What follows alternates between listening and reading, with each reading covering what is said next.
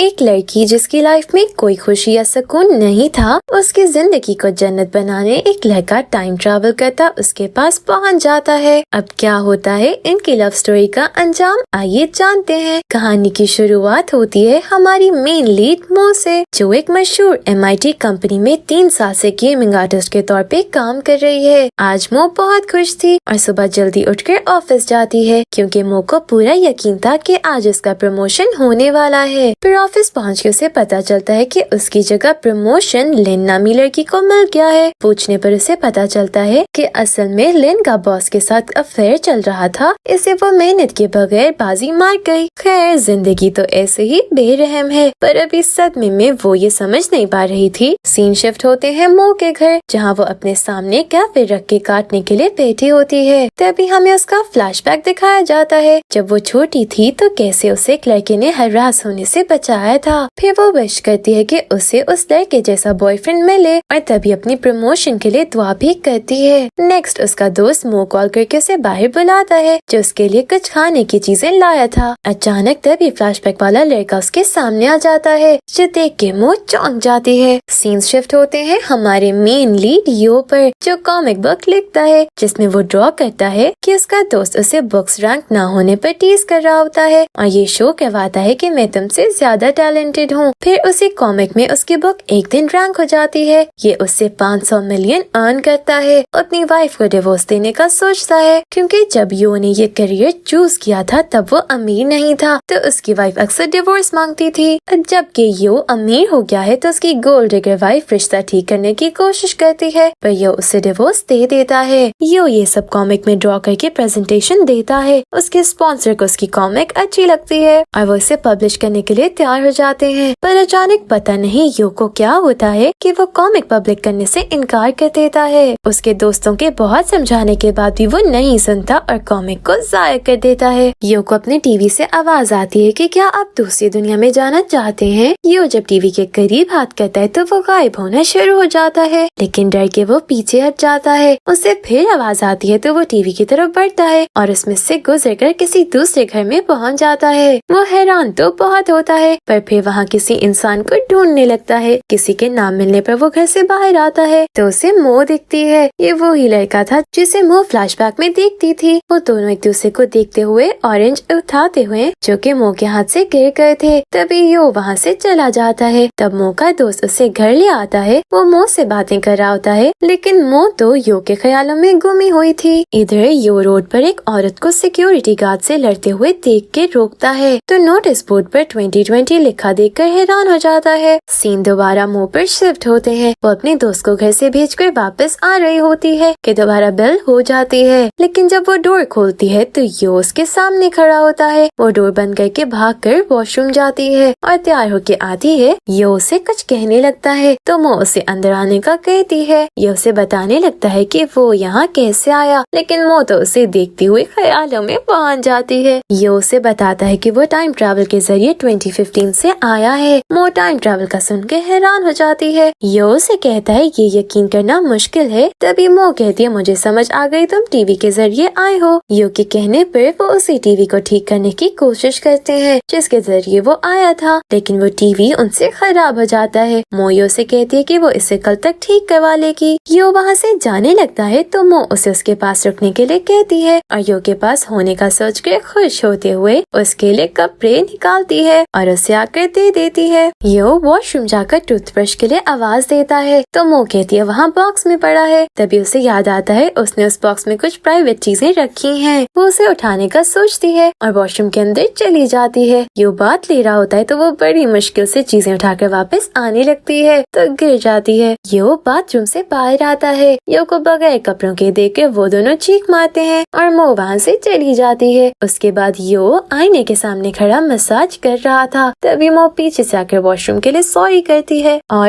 Good night कह के भाग जाती है। यो सो जाता है, लेकिन मो से विंडो से छुपकर देखती हुई वहीं सो जाती है। यो जब सुबह उठता है तो मो को देखता है और उसके उठने पर पूछता है तुम यहाँ क्या कर रही हो। मो यो से बहाना करती है कि मैं स्लीप वॉक की वजह से यहाँ आई। फिर बेल बजती है तो टीवी ठीक करने वाला आदमी आता है। वो टीवी देखकर कहता है उसे ठीक करने के लिए टीवी को लेके जाना पड़ेगा और जाते हुए कहता है कि इसे ठीक करने में हाफ मंथ लगेगा। मो को कहती है तुम मेरे साथ रह लो तब तक, लेकिन यो कहता है उसके पास कपड़े नहीं है। तुम उसे शॉपिंग करने के लिए ले जाती है। यो सामान वाली ट्रॉली को लेकर काउंटर पर आता है तो लेडी से कहता है मेरी दोस्त पे करेगी, और रश की वजह से ट्रॉली लेकर साइड में आ जाता है और सोचता है कहीं मो से भूल तो नहीं गई जो अभी तक आई नहीं। उधर मो को मॉल का मैनेजर एक कॉस्मेटिक की शॉप पे ले जाता है और उसे एक प्रोडक्ट देके कहता है इससे तुम्हारा और तुम्हारा बॉयफ्रेंड का फेस फ्रेश लगेगा। वो ये सोचकर बहुत खुश होती है कि उसके बॉयफ्रेंड को उसका फ्रेश फेस देखकर अच्छा लगेगा। तभी उसे यो की याद आती है कि वो मेरा वेट कर रहा है, तो वो वहाँ से भाग जाती है। अगले दिन मो ऑफिस जाती है तो लिन उसे कहती है कि वो कल सारे डिजाइन बनाकर उसे दे क्योंकि कल क्लाइंट्स के साथ मीटिंग है। मो लिन से कहती है कि 1 महीने का काम वो 1 दिन में कैसे करेगी, लेकिन लिन कहती है ये उसका मसला है। गुस्से में मो अपने कुलीग से कहती है कि वो करके दिखाएगी। घर आकर मो रो रही होती है कि वो कैसे करेगी। यो आकर कहता है मैं तुम्हारी मदद कर सकता हूँ, मैं इसके बारे में जानता हूँ। वो दोनों मिलकर डिजाइन ड्रॉ करते हैं और अगले दिन वो कस्टमर को जब प्रेजेंटेशन देती है तो वो बहुत खुश हो जाते हैं। रात को मो यो को बाहर खाने पर लाती है और उसे बताती है लिन का फेस देखने वाला था और यो का शुक्रिया अदा करती है। दोनों खाना खा रहे होते हैं। मो अपना खाना खत्म कर लेती है और यो से पूछती है तुमने नहीं खाना। यो अपना खाना भी उसे दे देता है। तभी उसे कॉल आती है और इसकी हाउस लेडी उसे रेंट का कहती है, लेकिन उसके पास पैसे खत्म हो गए थे। अगले दिन मो ऑफिस जाती है तो उसके कोलीग्स उसे बताते हैं कि डिस्काउंट ऑफर चल रही है और काफी प्रोडक्ट्स बताते हैं, लेकिन पैसों की कमी की वजह से वो हर चीज को कोई न कोई बहाना करके ना कर देती है। इधर यो घर से बाहर जा रहा होता है तो जॉब के इश्तिहार देखकर उन पर कॉल करके जॉब के लिए बात करता है। मो अपने बॉस के पास जाकर एडवांस सैलरी की बात करती है, लेकिन वो कहती है ऐसा कुछ नहीं हो सकता। वो ये कहती हुई जाने लगती है कि वो कुछ और सोचे तो उसकी बॉस उसे कहती है अगर वो डिजाइन कंपटीशन में हिस्सा ले तो उसकी हेल्प हो सकती है। वो मान जाती है और शुक्रिया करती हुई वहाँ से चली जाती है। ये उस जॉब वाली जगह पर जाता है तो उस लेडी के इरादे ठीक नहीं होते। वो उसका ब्यूटीफुल फेस देखकर उसे छूने लगती है। तभी यो वहाँ से जाने लगता है तो एक बॉडी बिल्डर आदमी डोर पर आ जाता है। सीन मो पर शिफ्ट होते हैं। वो यो को कॉल करती है। उसका फोन बंद होने पर घर आकर तलाश करती है। घर ना मिलने पर वो सिक्योरिटी गार्ड से पूछती है, लेकिन उसे कुछ नहीं पता होता। मो परेशान यो को फिर कॉल करती है। तभी वो पीछे से आता है। वो उस पर गुस्सा करती है कि वो कहाँ चला गया था। ये उसे बताता है कि वो जॉब पे गया था। असल में उसकी जॉब वाली लेडी उसके ब्यूटीफुल फेस की वजह से अपने कॉस्मेटिक्स की प्रोडक्ट्स बेचना चाहती थी और औरतें उसका फेस देखकर सब खरीद लेती हैं। वापसी पर एक मॉल का मैनेजर उसे अपने मॉल पर जॉब ऑफर करता है। यो मो को पैसे देता है जो उसने जॉब से कमाए। मो पैसों के लिए परेशान थी, इसलिए उसने जॉब का सोचा क्योंकि वो उसे ऐसे नहीं देख सकता था। वो बैठे बातें कर रहे थे तो मो से कहती है कि मुझे बताए बगैर कभी ना छोड़ के जाना और अपना फोन भी चार्ज रखा करो। अगले दिन वो दोनों ड्रेसिंग रूम साफ कर रहे होते हैं। तभी डोर बेल होती है। जब मो डोर खोलती है तो अपने मॉडल दोस्त किंग को देखकर डोर बंद कर देती है और जाकर यो को छुपाती है। फिर डोर खोलती है तो किंग अंदर आकर घर को देखकर बैठ जाता है। उसे किसी के होने का एहसास होता है। वो घर की तलाशी लेता है। जिस रूम में यो होता है किंग वहाँ जाने लगता है तो मो उसे रोकती है। वो कहता है अंदर कोई लड़का है। मो कहती है नहीं, लेकिन उसे अंदर नहीं जाने देने पर वो उसे पुश करता हुआ अंदर आ जाता है। मो उसे चुप करवाती हुई घर से किसी तरह भेज देती है। यो बाहर आकर पूछता है कि तुम लोग इकट्ठे रहते थे। मो कहती है हमारे पास पैसे थोड़े होने की वजह से रेंट देने के लिए हम इकट्ठे रहते थे और मैं उसकी गर्लफ्रेंड नहीं बस फीमेल फ्रेंड हूँ। यो को मॉल में शॉप लेडी अपनी बेस्ट प्रोडक्ट्स के बारे में बताती है कि इससे फेस अट्रैक्टिव और ब्यूटीफुल रहता है। अगले दिन यो घर में सोच रहा होता है कि मो को वो कैसे पूछे कि किंग तुम्हारा क्या लगता है। इसके लिए वो डिफरेंट बातें सोचता है। सीन मो पर जाते हैं जो अपने दोस्तों के साथ बातें कर रही होती है कि तभी किंग की कॉल आती है कि वो उसके घर के बाहर है। किंग कहता है वो तुम्हारे घर की तलाशी लेने आया है। किंग उसका डोर नॉक करता है तो यो डोर खोलता है। वो यो से पूछता है तुम कौन हो, तो यो कहता है तुम्हें क्यों बताऊं। वो काफी देर गुस्से में पूछता रहता है। फिर यो उसे बताता है कि वो कैसे आया, लेकिन किंग उसकी बात को मजाक समझता है और यो से लड़ने लग जाता है। मो जब घर पहुँच के अंदर देखती है तो दोनों लड़ रहे होते हैं। मो किंग को वहाँ से भेज देती है। मो अच्छे से कपड़े पहन के यो को बताती है उसकी मॉम ने उसे किसी को ब्लाइंड डेट के लिए कहा है और वो रेस्टोरेंट में आती है तो देखती है कि वहाँ मॉल का मैनेजर होता है। वो बताता है कि उसे उसके दोस्त ने भेजा और मो भी उसे बताती है कि उसकी मॉम के कहने पर वो यहाँ आई है। उधर यो सोचता है कि अगर वो दोनों मिल गए तो उसका क्या होगा। डेट पर बिल आने पे मो रेस्टोरेंट से वॉशरूम के बहाने जाने लगती है तो मैनेजर उसे रोकता है कि वो वॉशरूम जाना चाहता है। असल में दोनों बिल देने से बचना चाहते थे। वो दोनों बिल से बचने के लिए एक दूसरे को रोक रहे होते हैं कि तभी यो वहाँ आ जाता है। यो समझता है मैनेजर मो को हरास कर रहा है, इससे वो उसके मुंह पे पंच मारता है। सच पता लगने पे वो उसे सॉरी कहता है और दोनों जाने लगते हैं। पीछे से मो की मॉम आ जाती हैं। घर जाकर मो की मॉम उससे पूछती हैं कि क्या तुमने इससे घर का रेंट लिया। मो कहती है ये मेरा रियल बॉयफ्रेंड है और दोनों गर्लफ्रेंड बॉयफ्रेंड की तरह एक्ट करते हैं। मो की मॉम रूम में अकेले अब से पूछती हैं तुम लोग कब से इकट्ठे हो और उससे जिस लड़के ने छोटे होते बचाया था उसके बारे में बात करती है। मो कहती वो सिर्फ यो को पसंद करती है। फिर उसकी मॉम वहाँ से जाने लगती है तो मो कहती है अपना ख्याल रखें और ड्रामे ले तक ना देखें, आपका फेस अजीब सा हो रहा है। तभी यो अपनी शॉप की बेस्ट प्रोडक्ट उसकी मॉम को देता है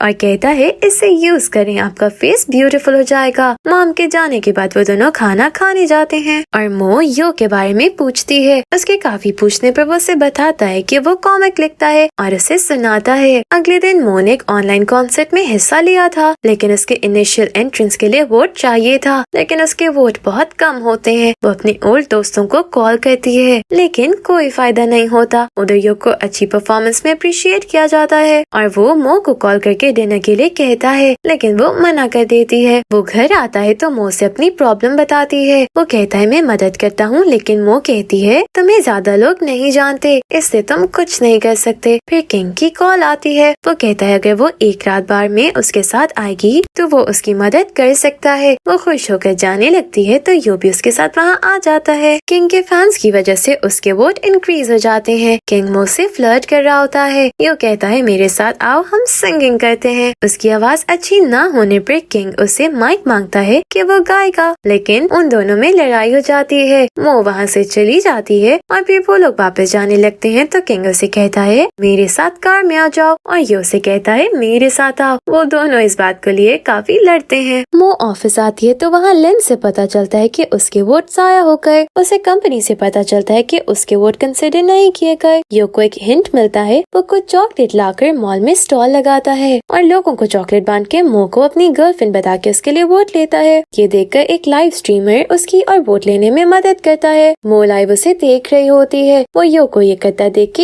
इमोशनल हो जाती है और घर आकर पूछती है तुमने सबके सामने मुझे अपनी गर्लफ्रेंड क्यों कहा। यो कहता है तुम्हारी हेल्प के लिए। तो वो कहती लोगों को अगर पता चला कि मैं तुम्हारी गर्लफ्रेंड नहीं हूँ तो मैं कॉन्सर्ट से बाहर हो जाऊंगी। यो पूछता है अब क्या किया जाए। मो ख्याल देखते हुए कहती है कि तुम मेरे बॉयफ्रेंड बन जाओ और यो को किस कर लेती है। यो उसे ख्याल से बाहर निकालता है। सीन अगले दिन पर शिफ्ट होते हैं। मो को ऑफिस जाके पता चलता है कि यो की मदद से मो कॉन्सर्ट में फाइनल में पहुंच गई है। उसके दोस्त मो से पूछते हैं कि तुम यो के साथ इसको कैसे सेलिब्रेट करोगी, तो वो शर्मा जाती है। घर टीवी ठीक करने वाला आदमी आकर बताता है कि कल टीवी ठीक हो जाएगा। पहले तो यो खुश होता है, लेकिन फिर मो का सोचकर सैड हो जाता है। मो सुपरमार्केट जाकर यो को कॉल करके कहती है कि वो आज डिनर बनाएगी। घर आकर वो डिनर कर रहे होते हैं, लेकिन मो को ड्रिंकिंग की वजह से यो नहीं बता पाता कि कल टीवी ठीक हो जाएगा। यो सोते हुए मो को विंडो से देख रहा होता है जो कह रही थी यो कहीं ना जाओ। यो टीवी वाले आदमी को मैसेज करता है कि उन्हें टीवी नहीं चाहिए। अगले दिन मो यो को लेकर एक रेस्टोरेंट में आती है। यो कहता है हम यहाँ क्यों आए हैं। मो उसे कहती है कि हम पहली बार यहाँ मिले थे। यो कहता है वो कैसे। मो छोटे होते हुए यो की दी हुई डॉल दिखाती है तो उसे पता चलता है ये तो वो ही लड़की है जिसको मैंने बचाया था। वो अपना पास्ट याद करता है। मो उसे कहती है तुम बताए बगैर चले गए। वो बताता है कि उन्हें उसके ग्रैंडफादर की बीमारी की वजह से जाना पड़ा, लेकिन वो तुम्हारे लिए एक नोट छोड़ के गया था, लेकिन तुमने कांटेक्ट नहीं किया। तब उन्हें पता चलता है कि उनके हमसाय की वजह से वो नोट गुम हो गया। वो इमोशनल हो जाते हैं और किस करते हैं। अगले दिन यो जब घर अकेला होता है तो किंग आके किसिंग की तस्वीर दिखाकर उस पर गुस्सा करते हुए उसे मारता है। यो गिर जाता है तो किंग उसको गायब होता देखकर डर जाता है। उधर मो अपना डिजाइन दिखाती है तो बॉस को अच्छा लगता है। कंपटीशन का दिन आ जाता है। लाइव स्ट्रीमर वहाँ आकर सब पार्टिसिपेंट्स को दिखाता है। मो को देखकर उसके पास जाता है और यो के लिए कुछ कहने को कहता है। मो यो को वहाँ आने के लिए कहती है। कंपटीशन शुरू हो जाता है। सब अपने डिजाइन को एक्सप्लेन करते हैं। यो जो गायब हो रहा था वो आने लगता है तो किंग उसे कहता है तुम नहीं जा सकते। वो कहता है मैंने उससे वादा किया है, मुझे जाना होगा। वो एक कार्टून का गेटअप लेकर वहाँ आने लगता है। इधर मो उससे मैसेज कर रही होती है तो उसकी बारी आ जाती है। वो अपने डिजाइन को एक्सप्लेन करती हुई अपने सारे पास्ट का बताती है कि कैसे यो ने उसे बचाया था। वो सब बताती है तो सबको बहुत पसंद आती है। यो कार्टून के गेटअप में वहाँ आ जाता है। मो समझती है यो आया है। जब वो बाहर आकर उसके चेहरे से उसका सूट उतारती है तो वो किंग होता है। किंग बताता है यो आना चाहता था लेकिन उसके पास टाइम नहीं था। मो घर आती है तो यो को ढूंढती है तो वो घर टीवी देखती है और उसके बेड को विंडो में बैठकर देखती है जहाँ उसने एक फल गिफ्ट के तौर पे रखा था और रोने लगती है। फिर कुछ दिन बाद का सीन दिखाया जाता है जिसमें मो कंपनी डायरेक्टर बन जाती है और उसकी न्यू गेम रैंक 1 पे होती है। जब उसकी टीम उसे ये बताती है तो वो सबको अप्रिशिएट करती है। किंग की कॉल आती है कि हमारे पास एक यो नामी मॉडल आया है। वो उसे देखने जाती है तो मो को पता चलता है वो कुछ दिनों बाद आएगा। फिर मो घर आकर ऐसे एक्ट करती है जैसे ये उसके सामने है और एक दूसरे से बातें कर रहे हैं। तो डोरबेल होती है। डोर पर मैनेजर आता है और उसे केक देकर सॉरी करता है कि उसकी वजह से छोटे होते यो का कॉन्टेक्ट नंबर गुम गया था। वो कहती है अब इसकी कोई जरूरत नहीं। वो जाते हुए पूछता है क्या तुम रूम रेंट पे नहीं देना चाहती। वो यो का ख्याल करते हुए उसे मना कर देती है लेकिन फिर भी वो कहता है उसका दोस्त रूम लेना चाहता है और उसकी डिटेल उसे दे जाता है। वो जब उसकी डिटेल बुक खोलती है तो यो की कॉमिक्स के डिजाइन होते हैं जिसमें उसकी यादें होती हैं और वो इमोशनल हो जाती है। तो डोरबेल होती है। वो बाहर जाकर देखती है तो जो रूम लेना चाहता था वो यो होता है। वो यो को देखकर बहुत खुश हो जाती है। यहाँ ये सीजन एंड हो जाता है। Thank you for watching.